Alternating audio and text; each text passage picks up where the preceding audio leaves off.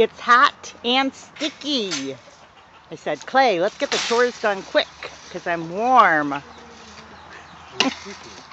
I'm sticky. You can shower and shower and shower and still be sticky when it gets warm. We have air conditioning, which helps, but it's really cool in the house because we shut all the blinds. We let the air go at night, the air from outside, and I usually don't need the air conditioner because if I get too cold, I sleep with a hot water bottle on my feet. So I haven't turned on the air conditioner because I'm too cold if I do that. Oh, there's the chickens on the Soaky side and the guinea hen and the Australorp on this side.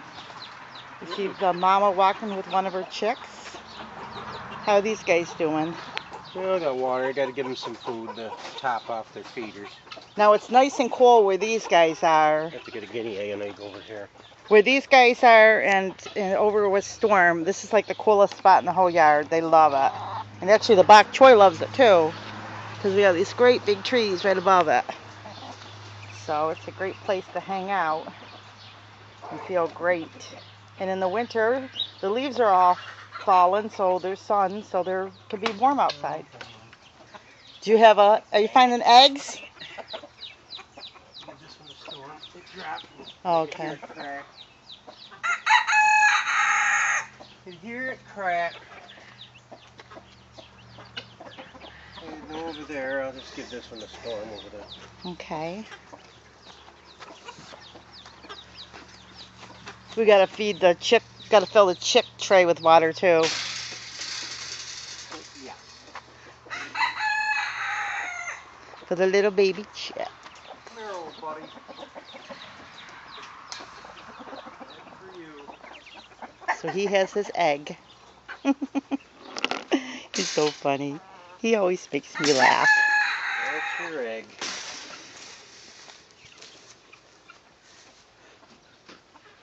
And the bok choy is doing great. Oh. And it's Monday and we're working on our diet. Clay told me no more glasses of milk. Well, no big glasses. No more big glasses because I'm trying to lose weight, and I usually don't do that, but it gets really hot and then I want to drink a nice cool glass of milk, and he's like, that's not going to help your diet. And he's like, that's right. So I'm converting to total water because I've been wanting to be there anyway. Because those drinks, believe it or not, put on the weight, and Clay's been drinking nothing but water. So that helps. And I had a nice big lunch and skipped supper because of it. Because I figured maybe at days like that, I'll try to eat once a day. It's just the schedule that we keep gets crazy, so I figured it's easier to eat a big lunch for today. These guys are all doing great. Hey guys. So you can share if you'd like, if you're trying to lose weight, how you're doing and how it's going for you. Summertime's a great time to, get all that liquid in, drinking in, and I'm also trying to write down every single thing that I eat. Keeping yourself accountable makes a big difference. So I didn't lose this week, but I would like to next week, hopefully.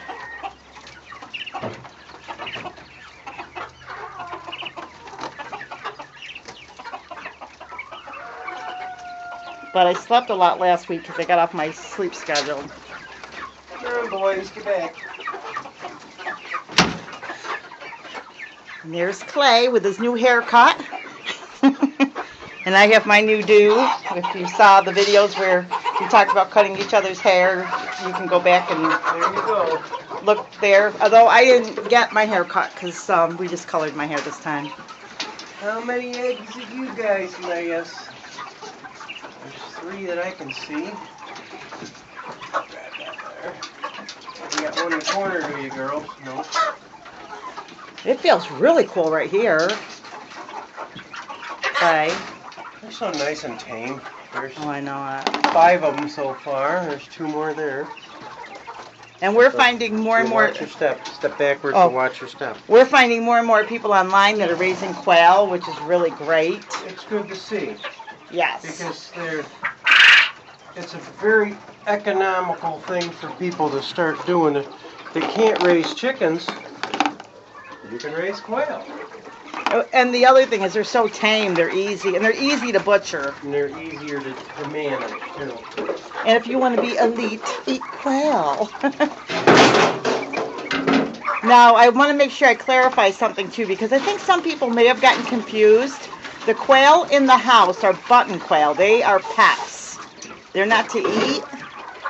They are just like little, like size of a canary. They're just little pets.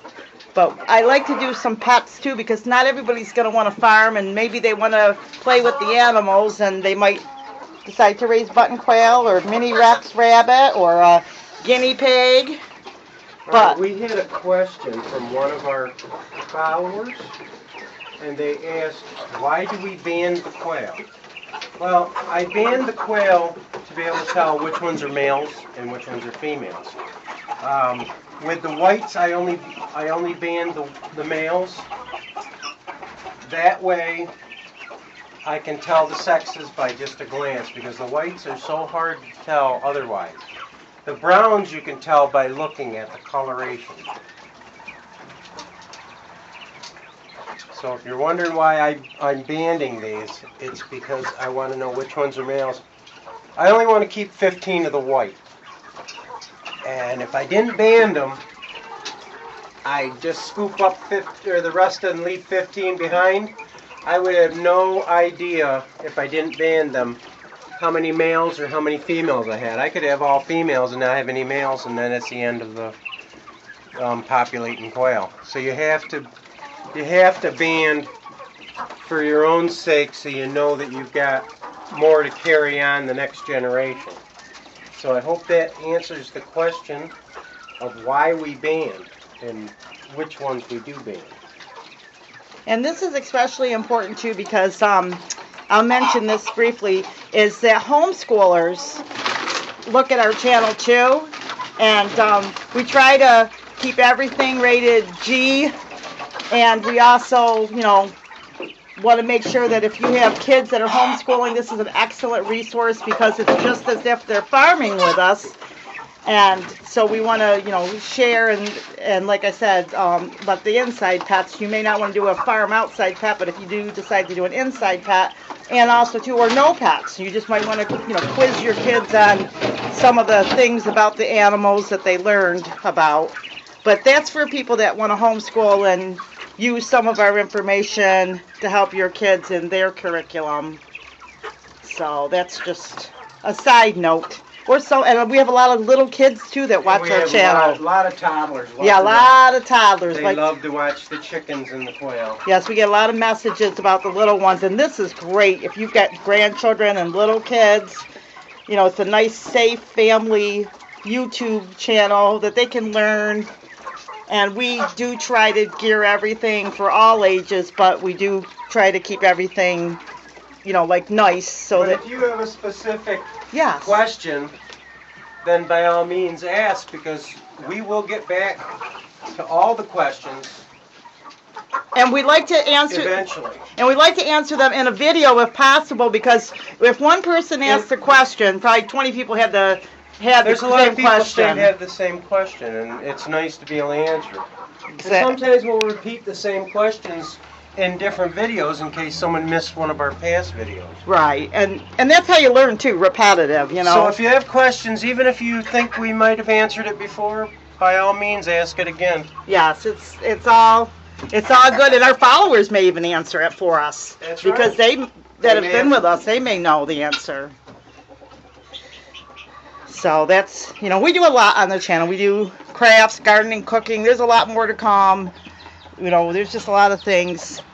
Just our everyday life and what we've encountered. There's the baby. Yes. One baby didn't make it, but that one did. And the guinea hen babies didn't make it either. Sometimes it just, who knows? That's why I say don't count your chickens before they hatch, and even after they hatch, don't count them. Yeah, usually those first 3 Usually days. The first 3 days are the roughest on any animals. And we usually don't lose that many. There's no rhyme or reason. I have explained that during our quail hatching videos. that we get a lot of quail, but until they get past that first 3 days, all you can do is just hope. And it's just one of those things. Like, usually we have a good success rate because we bring them in the house and we watch over them and do things, but there's no rhyme or reason sometimes. All right. Everybody's got food and water. But we do encourage you to ask as many questions as you like, and nothing's too silly or, like, I never even heard of a guinea hen before I met Clay. I never heard of a quail or a button quail or any of that. I hardly knew what a guinea pig did. I thought they just sat in the pen and sat in their box all day. So Storm's watching the little chick.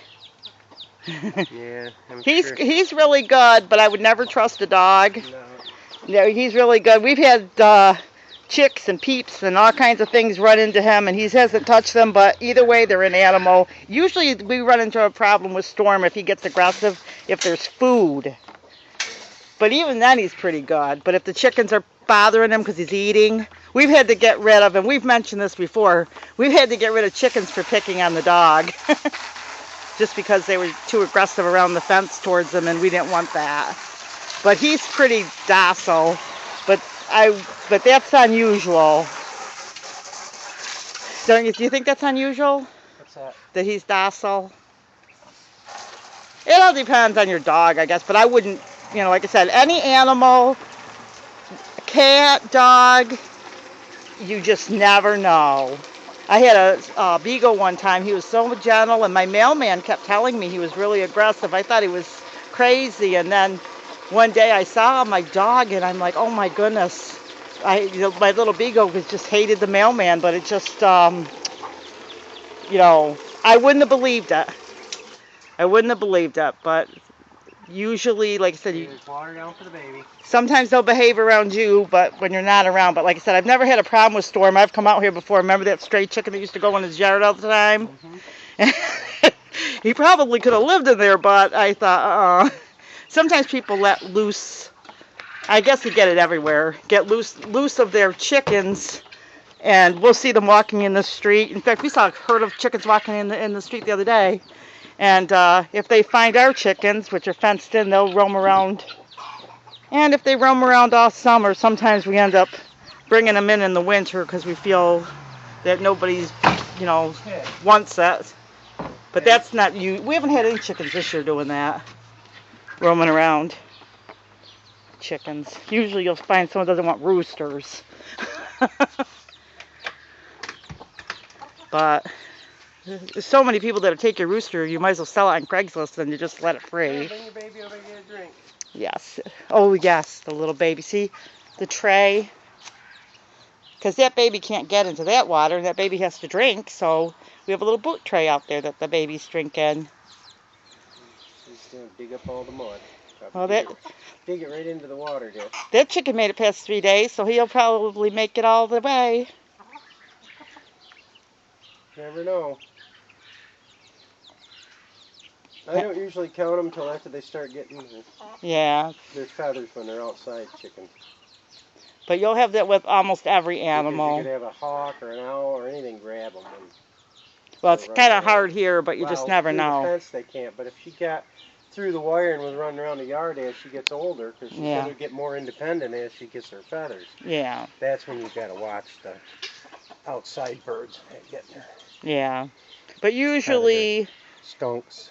Usually an animal, if it gets loose from the fence, will run around the outside, then you find them. I mean, I'm home all day, so, I check the animals and I just pick them up and throw them back in. But we don't, that might happen maybe 2 times a year, if that. If it's a new animal, it could happen, but the old guys, they don't That's care. why I normally try to raise them inside the barn. Yeah, we like them inside. A certain age. It's a lot easier for us. Like we did with the Silkies, we raised them up until we knew they couldn't get out the fence. Most of the time with chicks, that's what we do. We just raise them. We still had a couple of scragglers there that kept getting out of the fence too. Yeah, but we raise them in a couple of weeks. We raise them in the house, but that's not for everybody. Boy, that's these just tomatoes us. are really catching up with the lots of tomatoes on them, not just blossoms anymore, which is good. And the ones up front, the cherry tomatoes, we may have some cherry tomatoes to eat for the 4th of July. The aromas are really starting to jump up. Oh yeah. Some of the size of those starting to I'm ready for come in. fried green tomatoes. I love that. And green tomato. I don't know if you've ever made it. I have the recipe. I'm gonna have to stick that recipe. Green tomato pie. It tastes like mincemeat. It's really good. Well, you use molasses and other stuff in there It's too. really good. Usually, You would think green tomatoes would be bitter, but they're not. They're actually sweet. the problem with that is I have to freeze everything because of my diet. When I was younger, my mother used to make fried green tomatoes for my dad. Oh, God. It was just, being a kid, the thought of green tomatoes was like, ew, they gotta be sour. But this year we're going to take it a little easy with how we cook these things because of the diet. But we'll probably splurge and make some recipes for you guys. And then, you know, that'll be our meal for the day just because, so you guys can see how they're made. Because it's really good if you do things right. Well, I'm gonna take a walk up to the front garden. Okay. See how those are doing. They really, since that rain we had yesterday, they really jumped.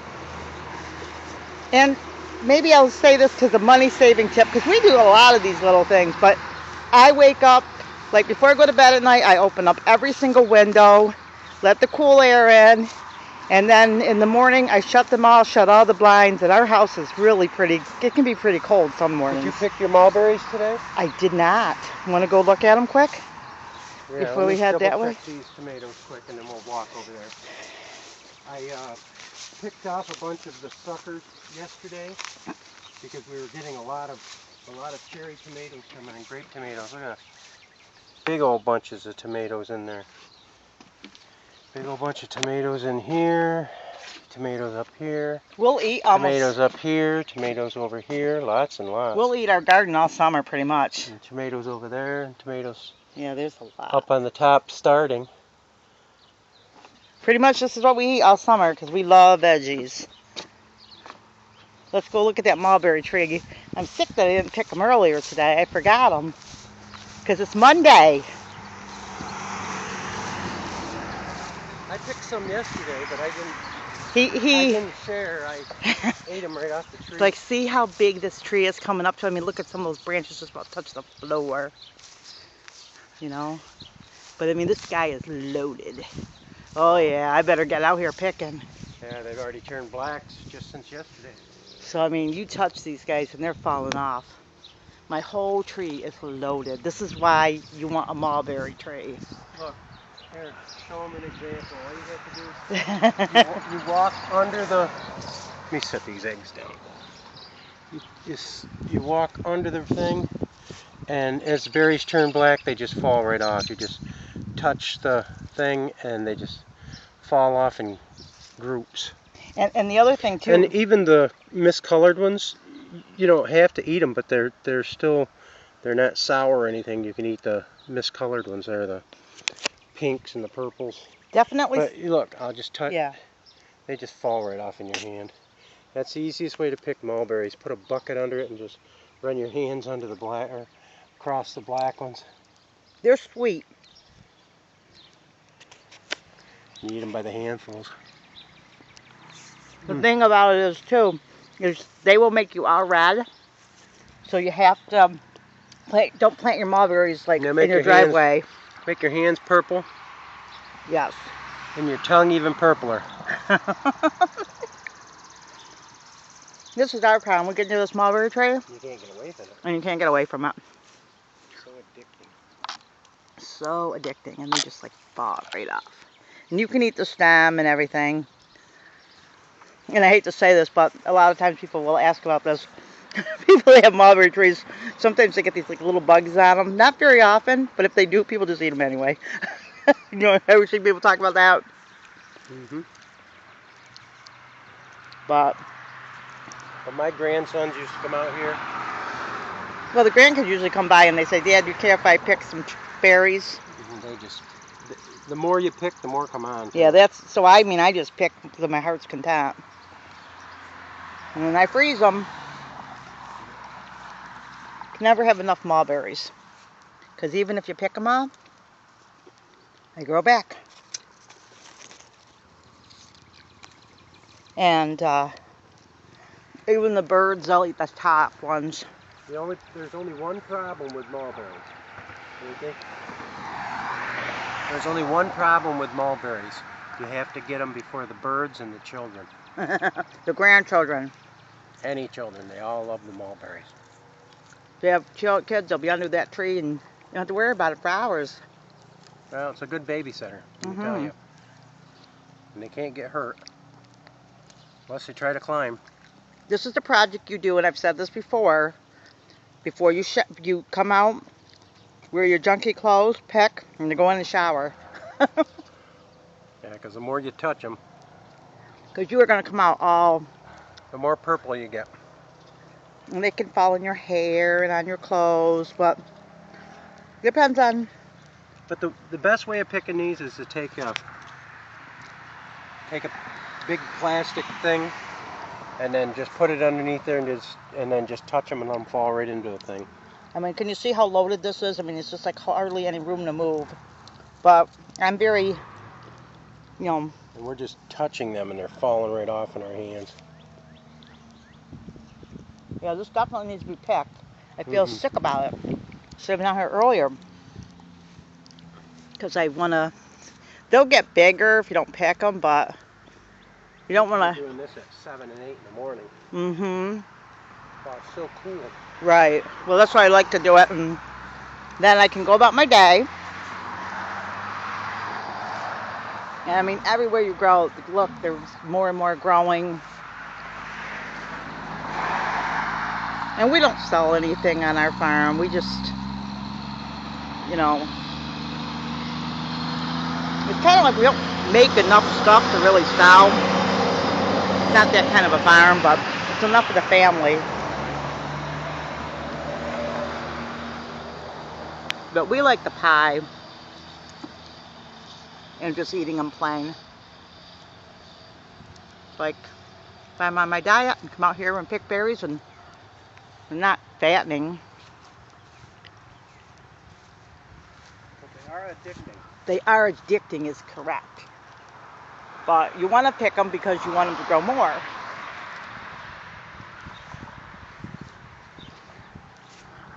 And you have to learn to know when to walk away. Yeah, I know. And if you have a mulberry tree, don't tell everybody come pick their mulberries. You won't have any. You won't have any. But can you imagine? It's like having a huge blackberry tree. And if you don't get them, they'll be right on the ground. Yep. If you don't get them, they'll all be out on the ground. They go from white to red to black within days. And the nice thing is, this tree will be up all summer long, right? So once I start picking, Yeah, just keep right on. they'll just keep going. But you got to pick them, otherwise you don't keep getting all this many berries, you know. They'll be all over the ground. Right, and then they'll be all over the ground too. And which, you know, if you have nice carpets and stuff, you will have to tell the kids, you got to take your shoes off if you're going to be picking berries. But as you can see, I'm getting addicted. We gotta leave. see how, and it's fun to pick them too. I like picking them in the air too, rather than on the ground, like strawberries and stuff.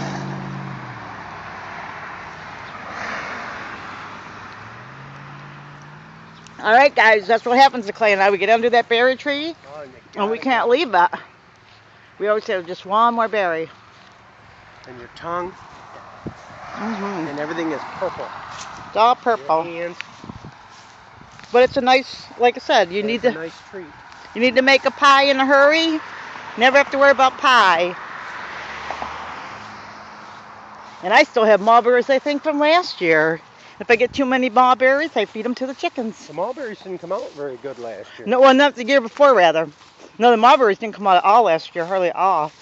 Which was, I just, you know, I don't know. It's loaded this year. Yeah, probably because it skipped a year, maybe. I don't know. Well, maybe every 7 years it takes a rest. Plants have their thing. Oh, let's show our strawberries before we go in. I know. See, this is the beauty of having your garden, because as you go in the garden and there's some little daisies that are growing. You just snack. You can work outside. You don't have to worry about, see this was 3 plants because, see? We just took the babies, the runners, and stuck them under the dirt last fall. We got loaded again this year. We're going to have to do it again this season once the runners start. And we have rhubarb too, and if you've ever had strawberry rhubarb pie, oh my goodness, it's divine. And I still have rhubarb in the freezer. So this is what Clay and I do. These guys got to ripen a little more. Yeah, they're a little tart, huh? Mm-hmm. But they are good. All right, enough snacking on fruit. We're supposed to be dieting. Oh, berries are good for you. It's the sugar content for people like me that's a type 2 diabetic. They gotta watch stuff. But it's natural sugar. So that's what happens to you if you have a garden. Okay, guys, we'll see you in our next video.